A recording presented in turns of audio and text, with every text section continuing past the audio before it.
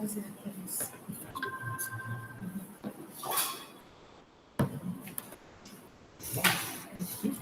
Será que dá para acender esse aqui?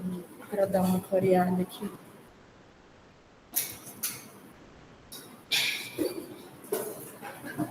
Melhor.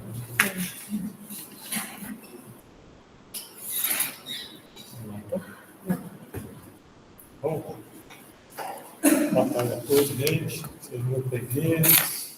O grupo espírita da prece. Sinta à vontade, pessoal que acompanha pela Google Meet. Mais um domingo para a gente conversar sobre o Evangelho, mais um domingo para nós conversarmos sobre a doutrina do Espírito.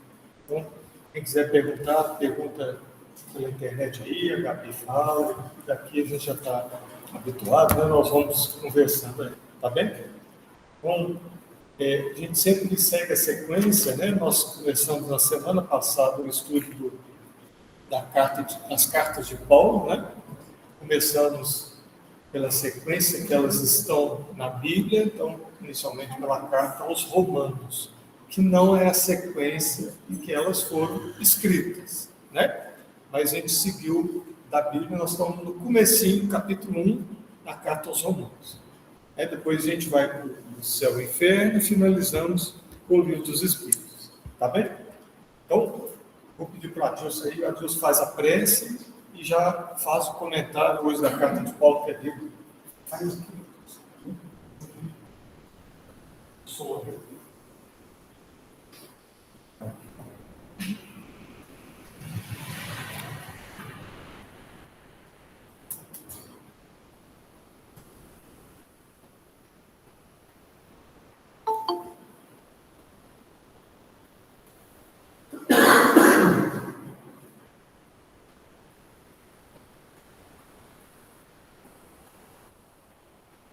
Nesse momento, já vamos nos preparando para os trabalhos do dia.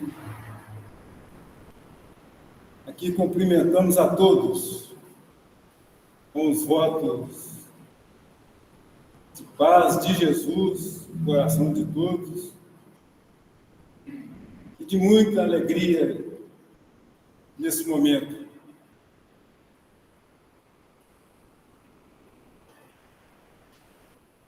O próprio apóstolo Paulo nos dizia que devamos servir a Deus alegremente, reverenciando piedade.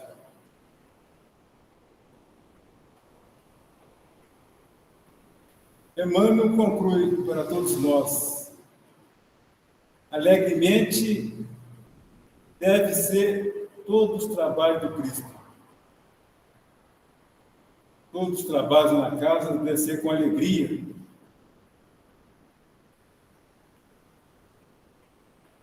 Reverência ao Senhor, sempre devemos glorificar e adorar o Pai, sempre as oportunidades.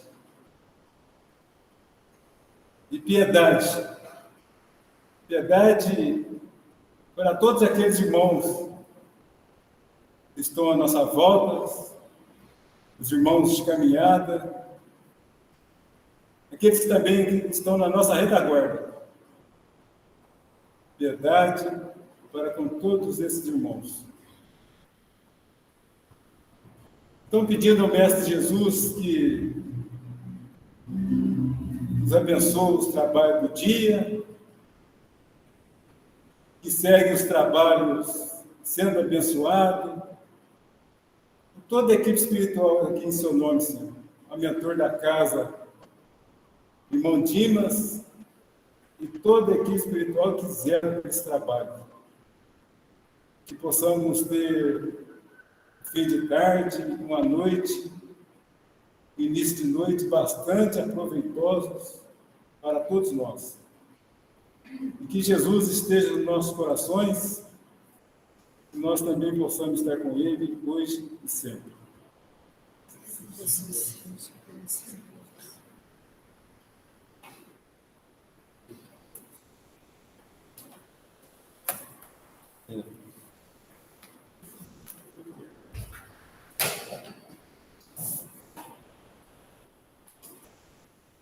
Recapitulando os estudos passados, né, Paulo se dizia, né, se achava devedor de gregos a bárbaros, de sábios a ignorantes. O companheiro Maciel trouxe 2 a 3 reflexões de Emmanuel falando sobre a dívida, dizendo que todos nós somos devedores uns dos outros. Todos nós, seja qual meio estiver inseridos, ou qual posição que ocuparmos nesse momento. Todos nós somos devedores um para com o outro. Paulo continuava essa carta sua a Romano e dizia, né, o desejo dele de anunciar o Evangelho em Roma, fazer a sua pregação em Roma. E ele nos dizia: não me envergonho de pregar o Evangelho, porque o Evangelho é o poder de Deus para a salvação de todo aquele que crê. Então, o Evangelho é o poder de Deus para a salvação de todos aqueles que crê. Visto que é a justiça de Deus revelada no Evangelho, trazida por Jesus Cristo, de fé em fé. E ele finaliza esse versículo dizendo: o justo viverá pela fé. Essa é a nossa reflexão da tarde de hoje. O justo viverá pela fé. Como assim? Quer dizer que todos que têm fé serão salvos? Receberá essa salvação? Paulo dizia que o justo viverá pela fé. Paulo, em sua primeira carta aos Coríntios, capítulo 13, versículo de 1 a 7 e 13, ele trouxe 3 virtudes importantes: fé, esperança e caridade. E dentre essas 3 ele destacou que a mais excelente é a caridade. Tiago também, em sua carta, no capítulo 2, versículo 14, diz: fé sem obra é morta. Quer dizer, fé sem caridade é morta. Como entender, então, os dizeres de Paulo, né, que diz que o justo viverá pela fé? Emmanuel nos diz que muitos aprendizes interpretaram esta frase erradamente, achando que basta exercer um culto exteriores ou frequentar templos religiosos para ser homem justo. E ele continua: Paulo quis dizer que o justo será sempre fiel, viverá de modo invariável na verdadeira fidelidade com Deus. Quer dizer, com os dizeres de Emmanuel, aqui a gente já começa a entender, então, o que o Paulo estava querendo trazer para nós. Então, perguntamos: quem é o justo? O justo é aquele que pratica a justiça, é aquele que vive a justiça. O justo é aquele que respeita a lei. O justo é aquele que pratica na sua maior pureza o Evangelho trazido por Jesus Cristo. Este é o justo que Paulo falava. O justo viverá pela fé. Quer dizer que, com essas reflexões de Emmanuel, a gente começa a entender já o que Paulo queria dizer para todos nós. E no livro Segundo o Espiritismo, capítulo 17, o título, o homem de bem. Então, trouxemos aqui para dar uma ilustração aqui desse assunto. O homem de bem aqui, poderíamos dizer, ser o homem justo que Paulo falava. Veja bem o que ele diz. O homem de bem é aquele que cumpre a lei de justiça, de amor, de caridade. Quer dizer, é que o Paulo falava na sua profunda carta aos Romanos: o justo viverá pela fé.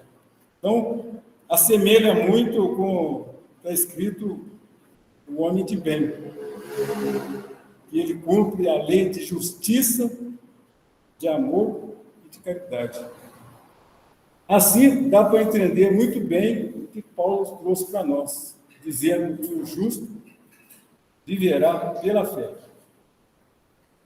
E para concluir já o estudo, né, ele é curtinho, vamos fazer uma leitura aqui do Emmanuel, desse livro, que nos diz, no último parágrafo: os dias são ridentes e tranquilos, tenhamos boa memória e não desprezamos a moderação.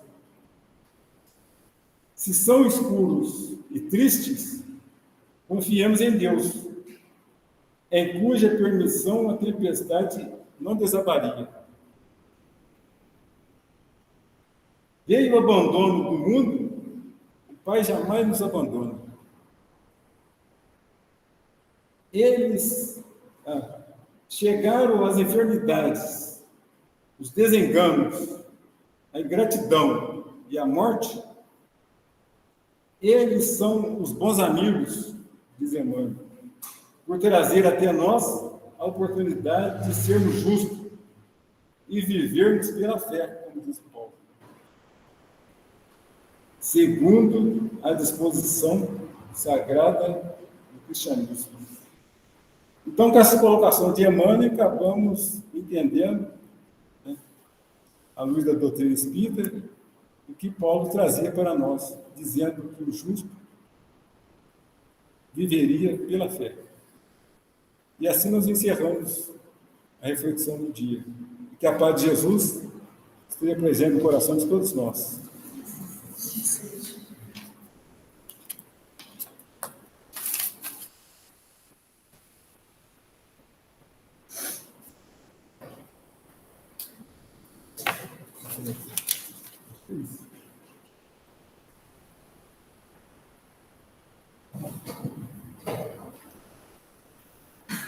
Bom, é isso, gente. Essa questão do Paulo, né? Essa discussão acerca de fé, né? De justiça, depois vai virar até um problema depois da igreja, né? A justificação pela fé, vira uma questão teológica, mas a gente vê claramente, se nós pegarmos a ideia de Paulo, né? A ideia, a fé, se ele pegar o conceito hebraico de fé, né, o emuná, é fidelidade a Deus, exercício da caridade, exercício da virtude. Isso que significa fé em hebraico. Ele está falando dessa fé, ser fiel a Deus. Ser fiel a Deus no sentido de quê? De entender o seu dever, compreender o seu dever e cumprir o seu dever, exercitando a virtude. Então, é dessa fé que Paulo está falando. E muitos começaram a interpretar que uma postura que seria uma postura passiva, de adoração inativa. Né? Não é isso que Paulo fala. Né? Se a gente olhar um pouquinho do Paulo, ele não se admitia nem não trabalhar para ter o seu sustento. Viajava, andava, estava sempre lá com o seu tiara, fazendo as suas coisas, ensinando e trabalhando para sustentá-lo. Ele não aceitava de jeito nenhum que não houvesse algum trabalho, alguma coisa a fazer, né? E viver de doações e tal. Ele não aceitava isso. Paulo, e depois, o próprio Jesus fala disso, quando ele fala para os fariseus: vocês esquecem os preceitos mais importantes da lei: justiça, misericórdia e fé. E Jesus falou em fé o quê? Esse emuná, fidelidade a Deus, exercício da virtude. É disso aí que Paulo falou, Jesus falou, Tiago falou, todo mundo. Certinho? Beleza? Então vamos lá. O céu e o inferno. Nós estamos conversando sobre os seres que desencarnaram como sofredores, né? E paramos no François Riquier, né? Então vamos lá começar. Então, Espírito Sofredor é a segunda parte, né? O capítulo 4. Vamos conversar um pouco mais sobre a percepção dos espíritos sofredores logo após o desencarne. Vamos lá, François, então. François Riquier era um velho celibatário, avarento e muito popular, falecido e aqui está só sei um tracinho. Sei mesmo, deve ser a cidade aí, né? Em 1857, legando aos parentes colaterais considerável fortuna. Em outros tempos, havia sido locador de uma inquilina, que mais tarde o esquecera completamente, ignorando até se ainda vivia ou não. Em 1862, uma filha dessa senhora, sujeita a crises de catalepsia, seguidas de sono magnético espontâneo, e também excelente médium e escrevente, viu num desses sonos o Sr. Riquier, o qual assegurava pretendia dirigir-se à sua mãe.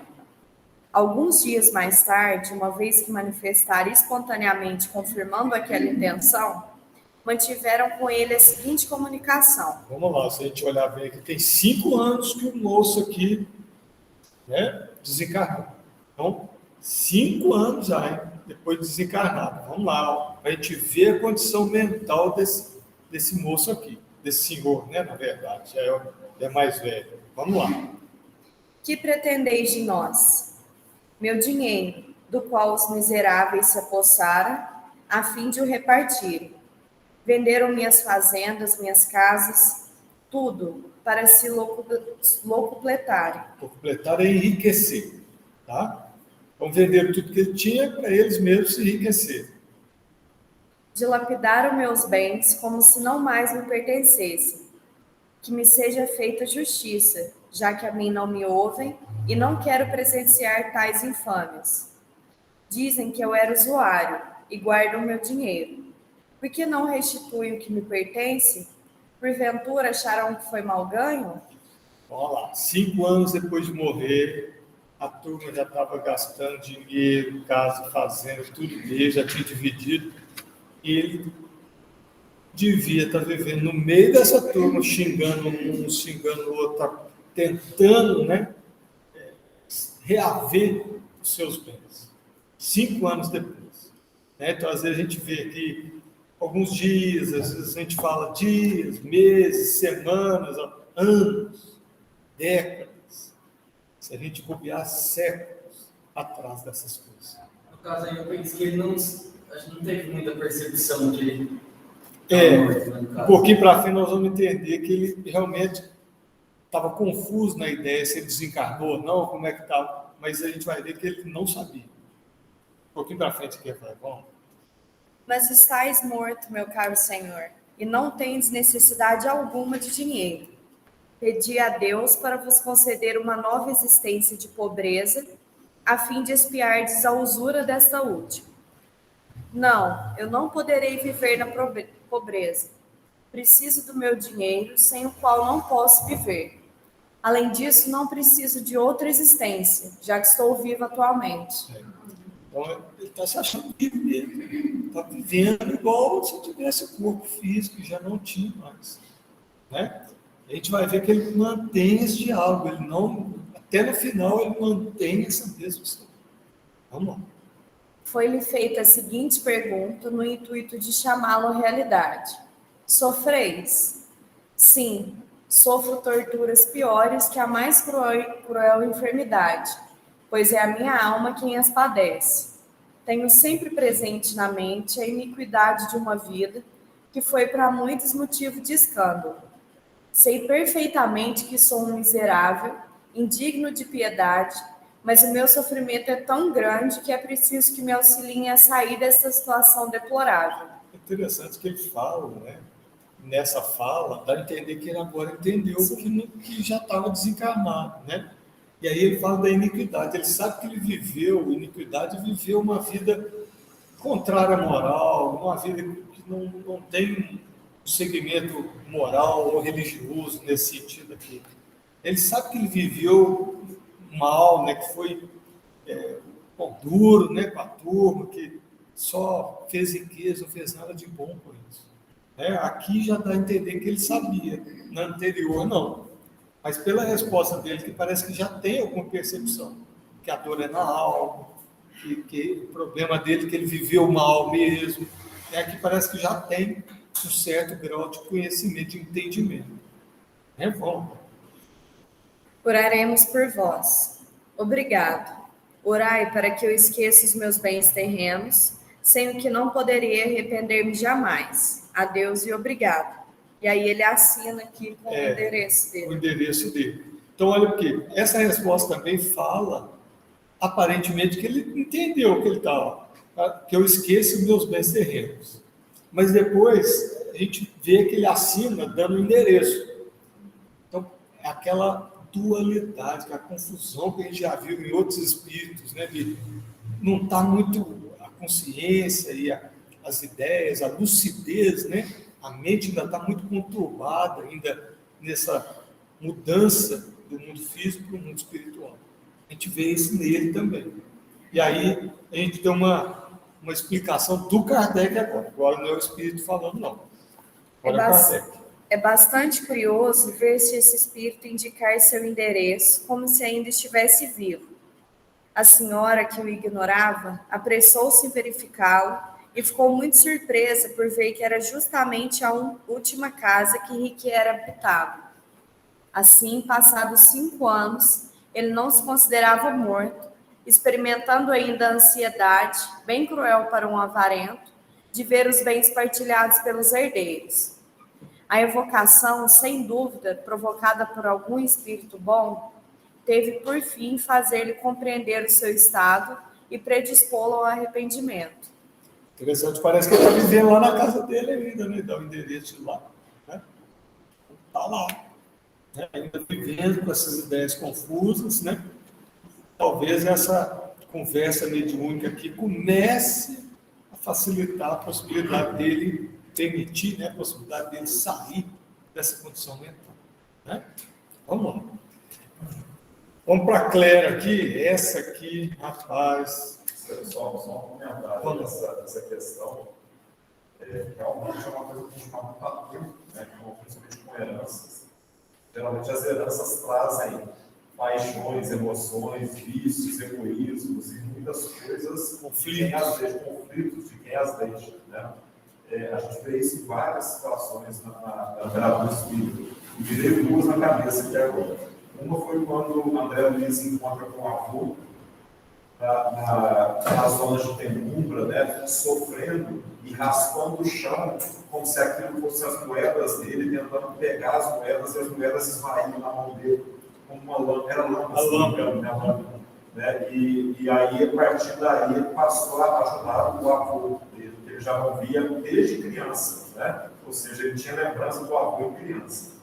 E outra situação, um livro da Ivone também, Nas Telas do Infinito, onde era um solteirão rico que deixou herança para a mulher que ele amou e que não pôde casar com ele porque ele era pobre na época. Ele deixou herança para ela e ela, com essa herança, ele juntou muito, ele foi avarento também, além de avarento também foi, como é que eu vou dizer? Ele ganhou dinheiro por meios escusos também, né? Enquanto ele não conseguiu fazer com que que o filho dessa moça que ele amou, que foi ficar com a herança, dividisse a herança com os pobres, ele não sossegou. Né? Ou seja, o alento dele foi conseguir convencer o filho da senhora que ele deixou a herança, dividir pelo menos uma parte da herança que ele considerava que era a parte que ele tinha roubado, ganhado de maneira ilícita de maneira de caridade. E aquilo foi um alento para ele no plano espiritual. Então, ou seja, é interessante a gente ver que quando a gente recebe uma herança, a gente tem que orar muito por quem nos deixou também, né? Ter muita consciência do que está fazendo. Isso mesmo. A consciência vai cobrar depois. E a gente vai ver, e cobra mesmo. A Cléia aqui vai mostrar isso para a gente. Vamos ver a Cléia aqui.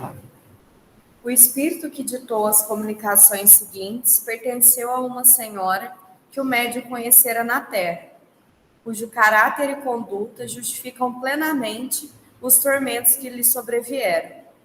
Além do mais, ela era dominada por um sentimento exagerado de orgulho e egoísmo pessoais, sentimento que se evidencia principalmente na terceira das mensagens, ao pretender que o médium apenas se ocupe com ela. Essas comunicações foram obtidas em diferentes épocas, sendo que as 3 últimas já denotavam sensível progresso nas disposições do espírito, graças ao cuidado do médium que empreendera a sua educação moral. Então, aqui a gente vai ver a evolução dela mesmo, nas respostas, ela vai mostrando mais consciente do que ela foi. E ela vai contar um pouco melhor, que aquilo só fala de orgulho e egoísmo, ela vai falar do resto. Quais foram os problemas da vida dela, né? O que ela teve que ela não soube lidar. Ela vai dar mais detalhes aqui para não ficar no ar, para a gente entender bem o que é. Tá? Vamos lá. Eis-me aqui, eu, a infeliz Claire. Que tu queres que te diga? A resignação e a esperança não passam de palavras para os que sabem que, inumeráveis como os calhaus da praia, os sofrimentos lhe perdurarão na sucessão interminável dos séculos. Dizes que posso suavizá-los. Que vaga palavra! Onde encontrar coragem e esperança para tanto? Procura, pois, inteligência obtusa, o que seja um dia que jamais se acaba. Será um dia, um ano ou um século. Que sei eu? Se as horas não dividem, as estações não variam.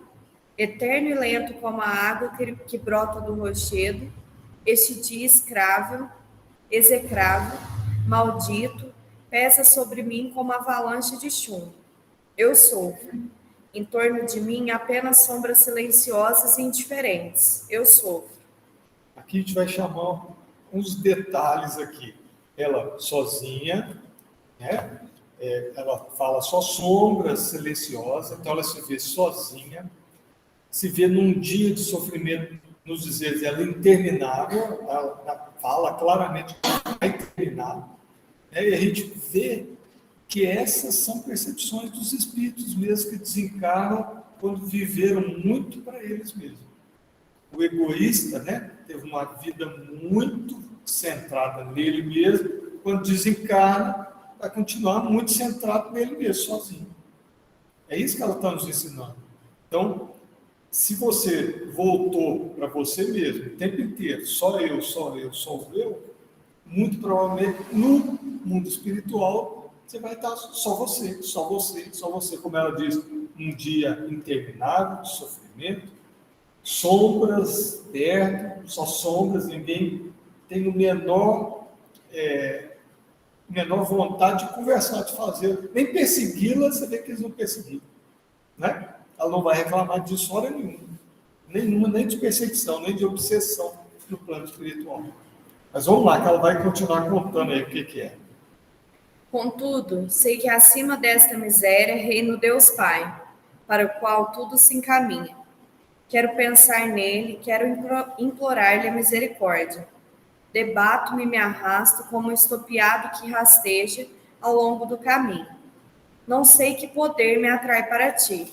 Olha aqui, o outro que fala. Ela não sabe como chegou na reunião mediúnica, não sabe, como ele diz aqui, poder, né, aquela força que arrasta para o médium, ela também não sabe como chegou lá. Ou seja, ela se aproximou do médium, o médium está falando, ela está falando pelo médium, ela não sabe absolutamente nada do que está acontecendo ali, por que está acontecendo daquele jeito. É mais um que fala dessa mesma coisa. A força, não sabe por que está ali e como que está falando. Certo? E a gente vê isso claramente na reunião mediúnica. Muitas vezes eles estão falando e acham que estão falando com o corpo deles, com a voz deles e tal. Eles falam, não, estou vivo, estou aqui falando com você, não está vendo, não? Né? A gente vê isso direto, né, Márcio? Essa semana mesmo a gente viu. Estou falando com você, como é que eu não estou vivo? Não, mas pensa bem, olha aí, é seu corpo, é sua mão? Está diferente, tem algumas coisas diferentes, mas está tão alucinado que vê que está alguma coisa diferente, mas isso não interessa. Continua falando como se fosse ele mesmo. Certinho? Vamos lá. Talvez sejas a salvação.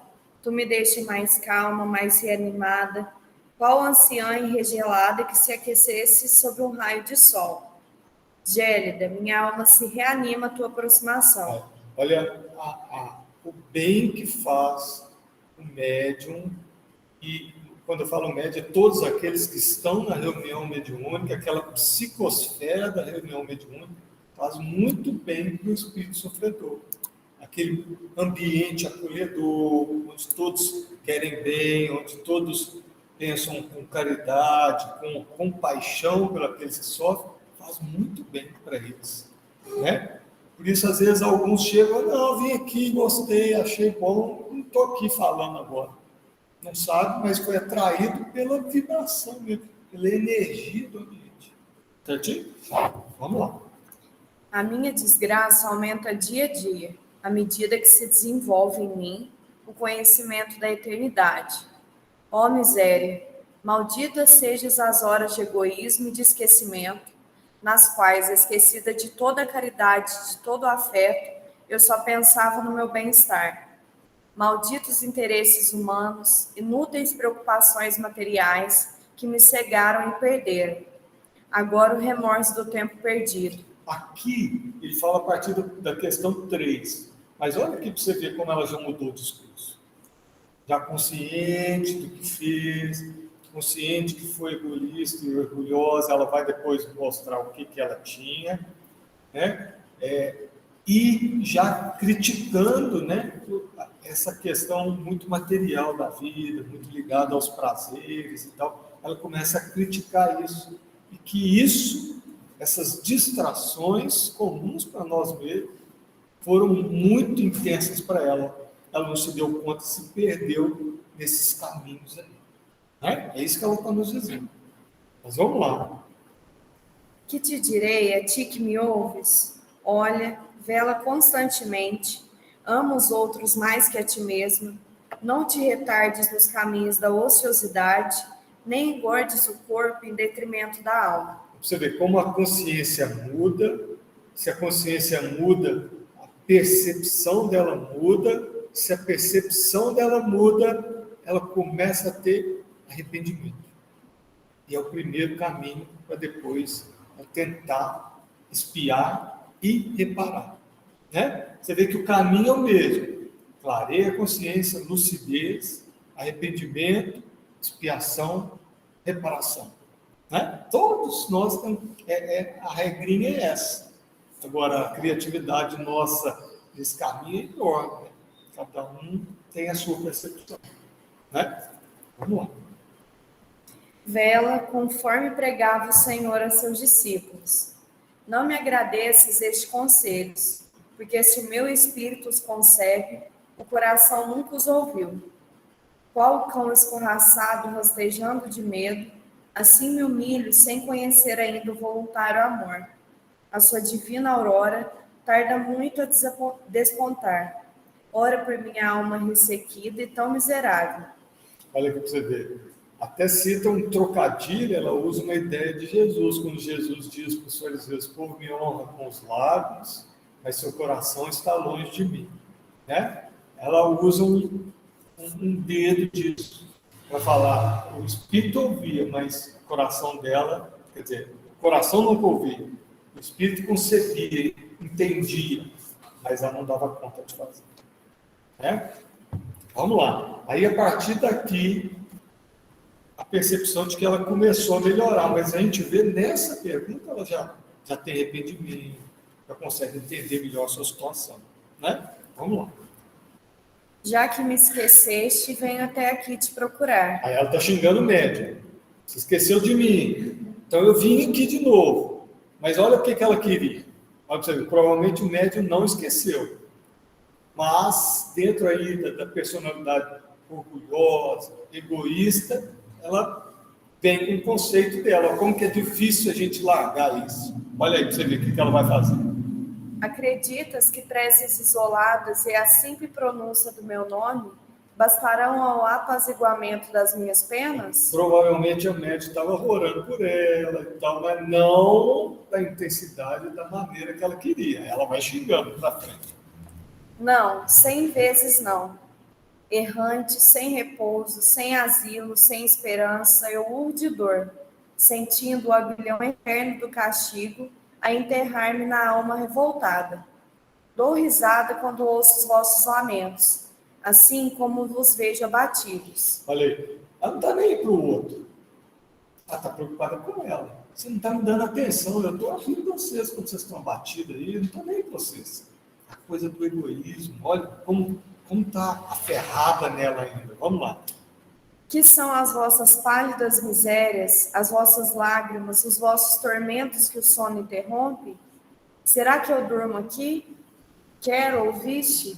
Quero que, deixando as tuas lubracações filosóficas, te ocupes de mim, além de fazeres com que outros mais também se ocupem. Não quer só que o médico se ocupe dela, mas os outros também, né? Vocês têm que me servir. É isso que ela está pedindo. Olha, difícil, né? Vamos lá. Não encontro expressões para descrever a angústia desse tempo que se escoa, sem que as horas lhe assinalem períodos. Vejo apenas um tênue raio de esperança, e esta esperança foste tu que me dastes. Não me abandones. Ou seja, o sofrimento de vocês não me interessa. Interessa o meu. Você tem que me dar atenção e a turma que está com você tem que me dar atenção. É isso que eu quero. Aí São Luís agora vai explicar um pouco dessa história para nós. Vamos lá. Agora é o Espírito de São Luís, tá? Que ajudou muito na codificação. Né? Nós vamos ver várias vezes ele falando. Né? Vamos lá. Este quadro é de todo verdadeiro e em nada exagerado. Perguntar-se-á, talvez, o que fez essa mulher para ser tão miserável assim. Terá cometido algum crime horrível? Roubou, assassinou? Não, ela nada fez que afrontasse a justiça dos homens. Ao contrário, divertia-se com o que chamais felicidades terrenas.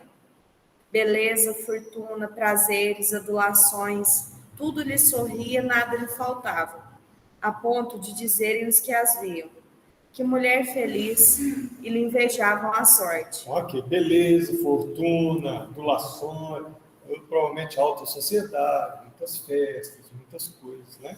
Ela viveu nesse meio, né? Então, vamos lá. Mas o que fez ela? Foi egoísta, possuía tudo, exceto um bom coração.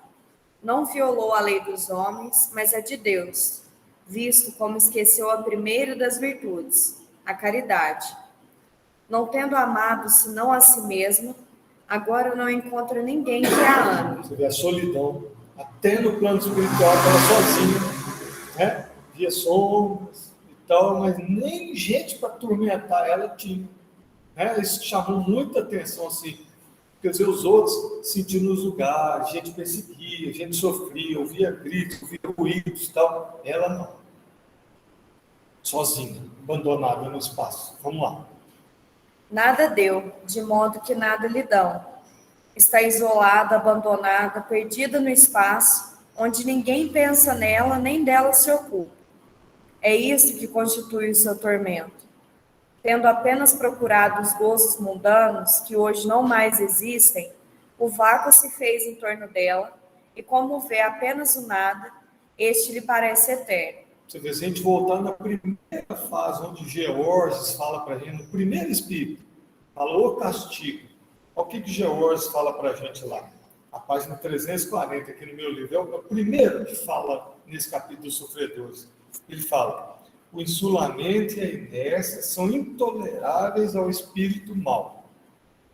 Inerte é arrastado pelo turbilhão do vácuo e vagueia só, sem rumo. Então, é isso que eu quero. inerte, vagueando, só, sem rumo, isolada de tudo e de todos. Sofrimento, dor e começando a ter visões de como foi a vida dela. Esse que é o sofrimento dessa moça. Solidão mesmo, né? Vamos lá. Ela não sofre torturas físicas, pois os demônios não vêm atormentá-la, o que, aliás, é desnecessário, visto que se atormenta a si mesmo. Isto faz que sofra ainda mais, pois se os demônios a atormentassem, ao menos estariam pensando nela. O egoísmo foi a sua alegria na terra e a persegue ainda. É o verme que lhe corrói o coração, seu verdadeiro demônio. Não precisa de inferno, não precisa das figuras alegóricas, do cabelo, de fogo, dessas coisas, entidades que vão executar a justiça divina, não. A própria consciência, o próprio isolamento, a própria busca só de si mesmo, né? O que ela mais sofria era isso.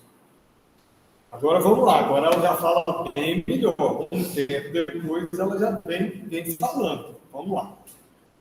Falar-vos-ei da importante diferença existente entre a moral divina e a moral humana. A primeira assiste a mulher adúltera no seu abandono e diz aos pecadores: arrependei-vos e vos será aberto o reino dos céus. A moral divina, ela cita indiretamente passagens do Evangelho de Jesus. Né? Mulher adulta, arrependei-vos. Vamos lá. E depois ela vem para a moral humana. Vamos lá.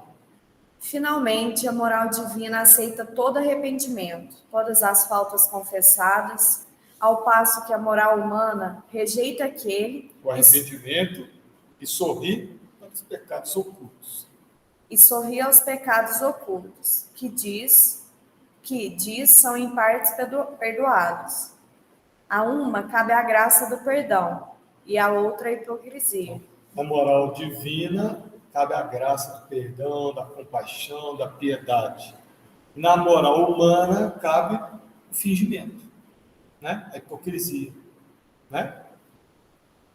Escolhei espíritos ávidos da verdade. Escolhei entre os céus abertos ao arrependimento e a tolerância que admite o mal, mas que repele as paixões e os soluços das faltas claramente confessadas. Só para não ferir o seu egoísmo, os seus preconceitos. Arrependei-vos todos vós que pecais. Renunciai ao mal e principalmente à hipocrisia, que esconde as torpezas, esta máscara risonha e mentirosa das conveniências. Já dá arrepender dos pecados, né? Nessa linguagem, ou seja, arrepender dos nossos erros, né? Para que a gente não se esconda atrás de uma máscara de hipocrisia e nem de conveniências, né? Então, ela começa aqui a nos dar lições, né, de como lidar com a nossa vida, para que a gente não tenha tanto problema assim. Certinho? Então, vamos lá. Agora ela vai fazer um discurso, assim, excelente. Vamos lá, lição. Agora estou calma e Só um tempo resignada. depois, olha como está diferente. E resignada à expiação das minhas faltas. O mal não está fora de mim, reside em mim. Sou eu, portanto, que me devo transformar e não as coisas exteriores. Olha aí, onde está o mal? Dentro de nós, né? Tiago já falava isso, cada um é tentado pela concupiscência, ou seja, pelos vícios dentro de nós, né? Nós somos tentados pelos erros nossos, né? Nós somos tentados por coisas que a gente não tem interesse, nós somos tentados por coisas que a gente gosta, vícios de comportamento, vícios de pensamento, bebida, droga, álcool, pensamentos ruins, maledicentes. Nós somos tentados com isso, nas coisas que nós fazemos. O Dudu tem uma frase isso, né? Ofereça uma cesta de diamantes a um cavalo. Ele não está nem aí, né? Ou seja, se a gente foi tentado, é porque a gente tinha dentro da gente. Tinha alguma coisa. É isso que falava. Na linguagem dele, nós somos tentados porque existe de ruim dentro de nós. Né? Vamos lá? Trazemos conosco o nosso céu e o nosso inferno. Olha que legal isso. Nosso céu e nosso inferno. Ou seja, não há um lugarzinho onde há um céu, os escolhidos, nem um lugarzinho onde é o inferno para aqueles imperfeitos sofredores. Não tem isso. Né? Aonde que está isso? Aí ela vai dizer. As nossas faltas gravadas na consciência são lidas correntemente no dia da ressurreição. Olha, ressurreição, vamos lembrar do conceito. Ressurreição é você se levantar, você se elevar. Ela está falando o quê? Aparece quando nós vamos para o plano espiritual. Quando nós saímos dos mortos, né, dos que estão abaixo, vamos ressurgir, reaparecer no plano espiritual. Aí sim vai aparecer que realmente somos. Né? E uma vez que o estado da alma nos abate ou eleva, somos nós os juízes de nós mesmos. Explico-me. Um espírito impuro e sobrecarregado de culpas não pode conceber nem desejar uma elevação que não seria capaz de suportar. Crede-o bem. Assim como as diferentes espécies de seres vivem, cada qual na esfera que lhes é própria, assim os espíritos, segundo o grau de adiantamento, se movem no meio adequado às suas faculdades e não concebem outro meio senão quando o progresso, instrumento de lenta transformação de alma, lhes subtrai as baixas tendências, despojando-os da crisálida do pecado, a fim de que possam voar antes de se lançarem, rápidos como flechas, para o único e almejado, Deus. Aí.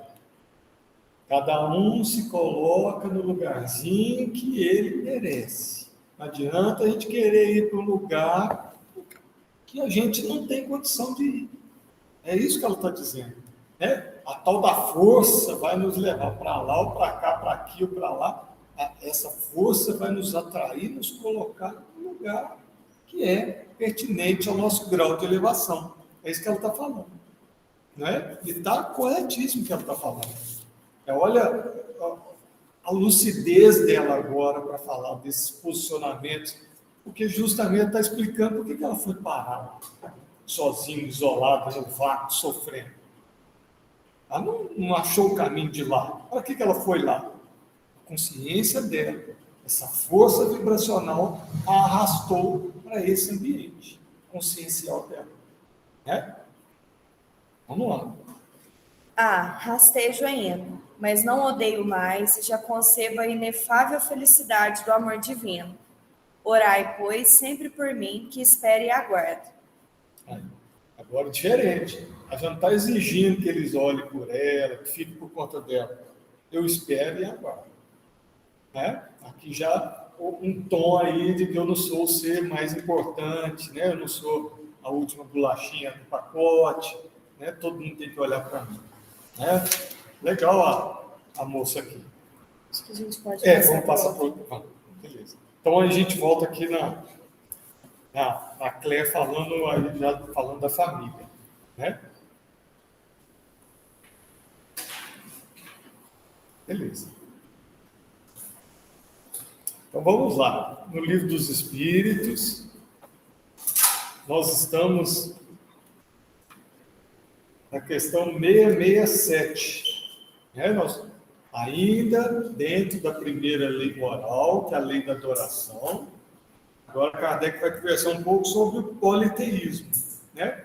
Para a gente entender o nosso processo, nosso caminhar aí de evolução até uma crença monoteísta, né? Então vamos lá, Kardec vai falar na 667, primeira questão sobre o politeísmo, ainda dentro da primeira lei moral. Vamos lá. Por que razão, não obstante ser falsa, a crença politeísta é uma das mais antigas e espalhadas? A concepção de um Deus único não poderia existir no homem, senão como resultado do desenvolvimento das suas ideias. Incapaz, pela sua ignorância, de conceber um ser imaterial, sem forma determinada, atuando sobre a matéria, conferiu-lhe o homem atributos da natureza corpórea, isso é, uma forma e um aspecto, e desde então, tudo que parecia ultrapassar os limites da inteligência em comum era para ele uma divindade. Tudo que não compreendia devia ser obra de uma potência sobrenatural. Daí a crer em tantas potências distintas, quanto os efeitos que observava, não havia mais que um passo. Em todos os tempos, porém, houve homens instruídos que compreenderam ser impossível a existência desses poderes múltiplos a governarem o mundo, sem uma direção superior, e que, em consequência, se levaram à concepção de um Deus único. Então, o que é a nossa história, pelo que a gente vê, é o quê? A maioria das coisas que a gente não entendia, que eram forças sobrenaturais, sobre-humanas, a gente começou a endeusar essas coisas. Lua, trovão, relâmpago, tempestade, sol, beleza, né? Então a gente começou a endeusar, criamos esses vários deuses, né? Mas em todos os tempos, como ele mesmo diz aqui, surge homens mais esclarecidos, ou seja, homens que vêm com a missão de começar a plantar semente, que isso tudo está sob o domínio ou sob a direção de um único Deus, de um único ser, né? E aí começa a história do Deus único, né? Se a gente pegar a história do povo hebreu, quando veio Abraão, o pacto de Deus com ele era para que ele viesse e transmitisse essa história do Deus único, né? E aí veio Abraão desse jeito, trazendo essa informação, por isso que ele seria o pai de todas as nações, do seu segmento seria o Messias, que já estava programado para vir depois, né? Aí vem Abraão com a história do Deus único, depois a gente vê mais para frente Moisés, depois a gente vai vendo, né? Isaac, e aí vamos vendo até chegarmos onde nós estamos hoje. Então foi um processo evolutivo de maturidade espiritual, né? E a gente vê que não vem nada por acaso, certinho? Tudo programado mesmo. Vamos lá? Tendo se produzido em todos os tempos e sendo conhecidos desde as primeiras idades do mundo, não haverão os fenômenos espíritas contribuído para a difusão da crença na pluralidade dos deuses? Sem dúvidas, porquanto, chamando Deus a tudo que era sobre-humano, os homens tinham por deuses os espíritos. Daí veio que quando o homem, pelas suas ações, pelo seu gênio, ou por um poder oculto que o vulgo não lograva compreender, se distinguia dos demais, faziam deles um Deus, e por sua morte lhe rendiam culto. Ou seja, aconteceu alguns fenômenos naturais e aconteceu quando homens, médiuns, espíritos começaram a aparecer também, viraram deuses, né? Então, era a nossa limitação de inteligência mesmo, que impedia que nós raciocinássemos em cima de um Deus único. Era essa nossa limitação. E aí, com o nosso progredir de ideias, as coisas vão surgindo, vão aparecendo, e nós vamos entendendo essas coisas e vendo que esse Deus, que antes eram como se fosse humanos com superpoderes, passa a ser fenômenos que a gente entende. E aí eles deixam de ser Deus, passam a ser fenômenos normais da natureza, que a gente entende deles, né? Por isso que a tal da razão que o Kardec sempre falava. Se a gente não usar essa razão, nós vamos estar sempre sendo enganados, sendo fascinados por coisas que seriam deuses, mas não passam de fenômenos naturais. Entendeu? Então vamos lá. Agora, uma conversa aí sobre as nossas bagunças de palavras aí. Vamos lá. A palavra Deus tinha entre os antigos acepção muito ampla. Não indicava, como presentemente, uma personificação do Senhor da natureza. Era uma qualificação genérica que se dava a todo ser existente fora das condições da humanidade. Ora, tendo-lhes as manifestações espíritas revelado a existência de seres incorpóreos a atuarem como potência da natureza, a esses seres deram ele o nome de deuses, como lhes damos atualmente o de espíritos. Tudo quanto é coisa, fenômeno que aparecia, é Deus. E hoje a gente chama de espírito. né? Mas, na verdade, os deuses deles antigos são os que hoje nós chamamos de espírito tal, né? Vamos lá.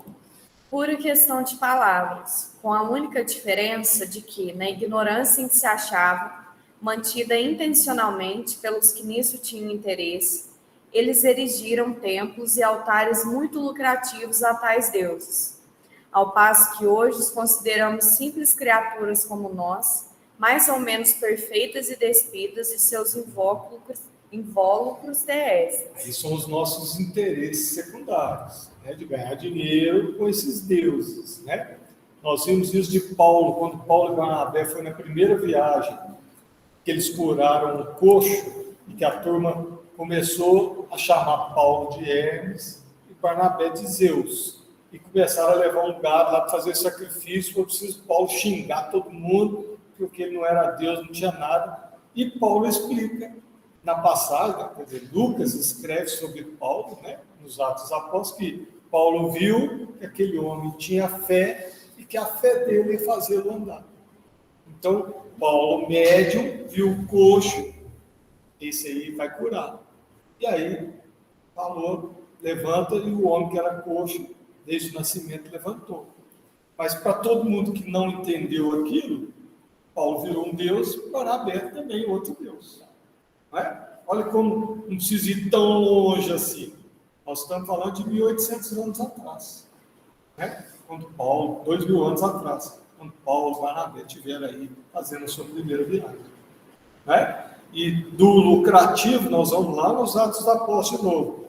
Lembra quando Paulo, a turma Artemis lá, fazia as bonequinhas da Artemis para vender, tinha muita artesão, muita turma que ganhava dinheiro com aquilo, e que Paulo desmistificou a Artemis e eles expulsaram Paulo da cidade, fizeram uma rebelião, quebraram a barraca do Áquila com a Prisca. Mesma coisa, tinha interesses secundários. Né? Então a gente tem esse lado humano da coisa ainda, né? Uma de não entender os fenômenos e outra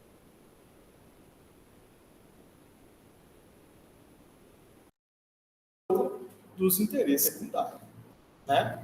Vamos lá. Se estudarmos atentamente diversos atributos das divindades pagãs, reconheceremos sem esforço todos os de que vemos dotados os espíritos nos diferentes graus da escala espírita, o estado físico em que se encontram nos mundos superiores, todas as propriedades do perispírito e os papéis que desempenham nas coisas da Terra. Vamos explicando esses fenômenos com aquela tríade, né? O corpo físico, o perispírito, o corpo espiritual, né? E Paulo também falou isso, corpo psíquico e corpo espiritual, ou seja, só linguagem diferente, ele está falando a mesma coisa que Kardec. Temos um corpo físico, que Paulo chamou de corpo psíquico, e temos um corpo espiritual, que Paulo chamou de corpo espiritual. Kardec coloca isso. E alguns segmentos chamam de corpo físico e alma, né? Corpo físico, corpo mental, né? Pode ter até algumas nuances teóricas aí, né? Mas, no fundo, a gente entender. Existe o corpo físico, existe um laço que une esse corpo físico com o nosso corpo espiritual, que é o perispírito. Certinho? Que a ciência hoje está chamando de modelo organizador biológico. Né? É o quê? É o perispírito de Kardec com outro nome. Então, são os conceitos que muitas vezes com nomes diferentes se dirigem à mesma coisa. Certo? Vamos lá. Vamos só finalizar isso aqui. Vindo iluminar o mundo com a sua divina luz, o cristianismo não se propôs de destruir uma coisa que está na natureza. Orientou, porém, a adoração para aquele quem é devida. Quanto aos espíritos, a lembrança deles se há perpetuado, conforme os povos, sob diversos nomes, e suas manifestações, que nunca deixaram de produzir-se, foram interpretadas de maneiras diferentes e muitas vezes exploradas sob o prestígio do mistério. Enquanto para a religião essas manifestações eram fenômenos miraculosos, para os incrédulos sempre foram embustes. Hoje, mercê de um estudo mais sério, feito à luz meridiana, O Espiritismo, escoimado das ideias supersticiosas que o assombraram durante séculos, nos revela um dos maiores e mais sublimes princípios da natureza. Está revelando o quê? O tal do Consolador aí, né? Aquele que Jesus prometeu que viria no Evangelho de João. Revelando o mundo, descortinando o mundo espiritual e suas relações com o mundo físico. No final é isso, né? O Espiritismo está trazendo e nos propondo um lado moral para seguir o Evangelho. Né? Beleza. Aí semana que vem a gente pega os sacrifícios. 669. Tá bem? Então vamos finalizar aí.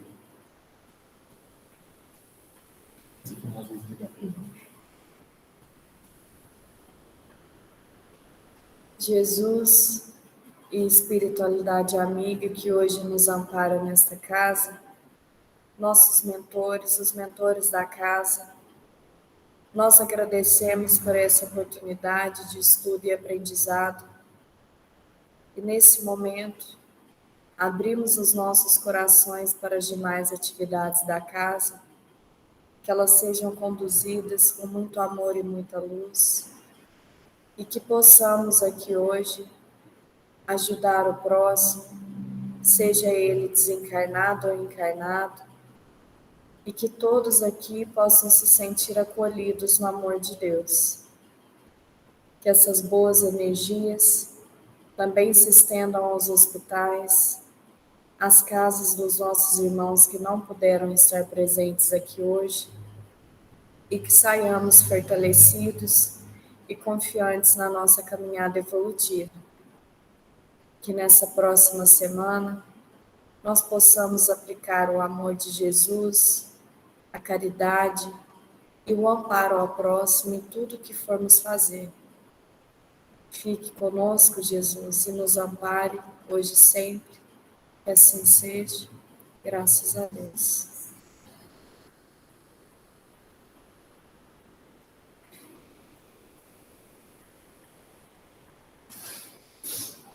É isso. Quem que topa fazer o sequência aqui?